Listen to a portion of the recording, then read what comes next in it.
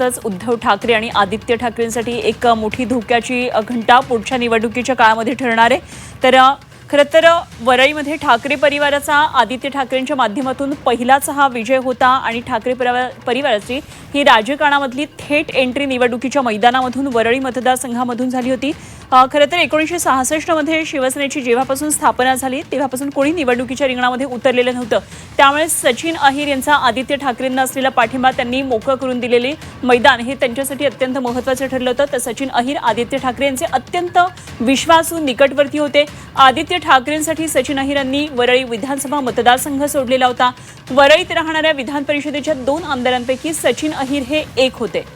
काही दिवसांपूर्वी शिंदेंकडून सचिन अहिर यांना पक्षात येण्याची ऑफर देण्यात आलेली होती। तर शिवसेनेमध्ये आले तर उपसभापती पदाची उमेदवारी देण्याचं शिंदेंनी आश्वासन दिलेलं होतं। संजय दिना पाटील यांच्या प्रवेशानंतर सचिन अहिर यांचा पक्ष प्रवेशास ते तयार होते।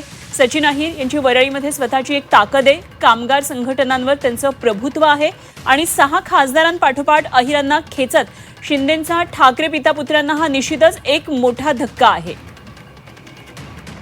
तर सचिन अहिर यांचं हे पक्षांतर का मोठं आहे त्याची ही कारणं आपण पाहिली। विधान परिषद उपसभापती निवडणुकीमध्ये सचिन अहिर यांच्या माध्यमातून हा निश्चितच एक मोठा ट्विस्ट म्हणावा लागेल।